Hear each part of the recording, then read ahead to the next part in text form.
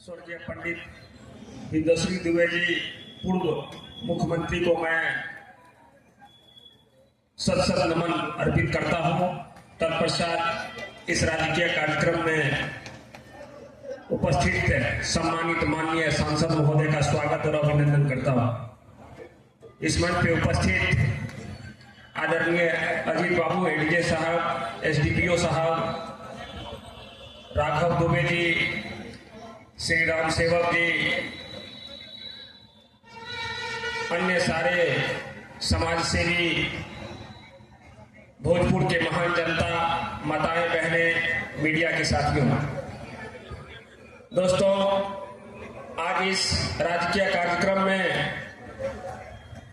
हम सभी लोग मिलकर के महान स्वतंत्रता सेनानी, महान समाज सेवी, हमारे बिहार के भूतपूर्व मुख्यमंत्री आदरणीय पंडित विद्याश्री दुबे जी को याद कर रहे हैं। उन्होंने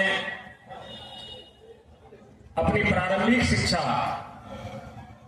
स्थानीय भोजपुर से ही प्राप्त करके पटना एनआईटी से अपनी शिक्षा ग्रहण किए और उसके बाद अपनी शिक्षा को प्राप्त करने के पश्चात हमारे देश के विभिन्न आंदोलनों में, भारत छोड़ो आंदोलन हो और उसके बाद जो आजादी की लड़ाई लड़ी गई, उसमें उन्होंने महत्वपूर्ण योगदान दिया। राजनीति में उन्होंने हमारे समाज के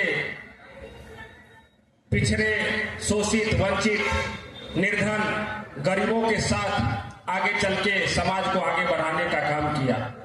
आप जानते हैं कि वो कोलियारी आंदोलन के प्रखर नेता रहे हैं और भविष्य में आगे चल के उन्होंने इंटर का अध्यक्ष के पद को भी सुशोभित किया।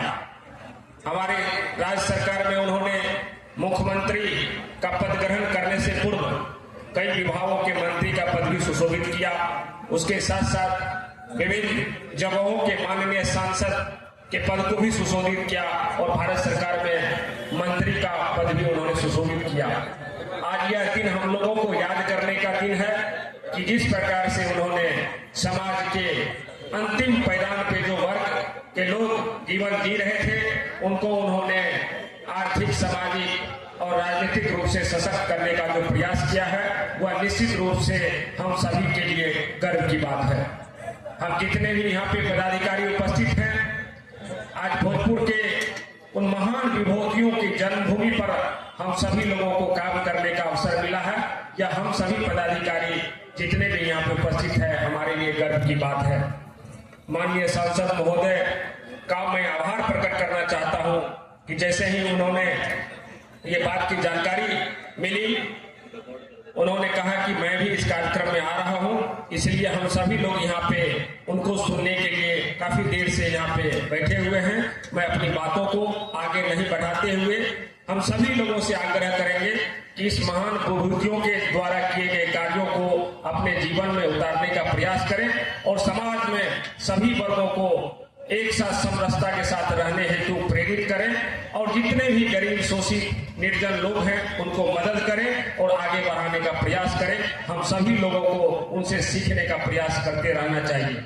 बहुत बहुत धन्यवाद। आप सभी लोग यहाँ पे आए हैं, आप सभी लोगों का बहुत बहुत अभिनंदन, बहुत बहुत स्वागत। Thank you.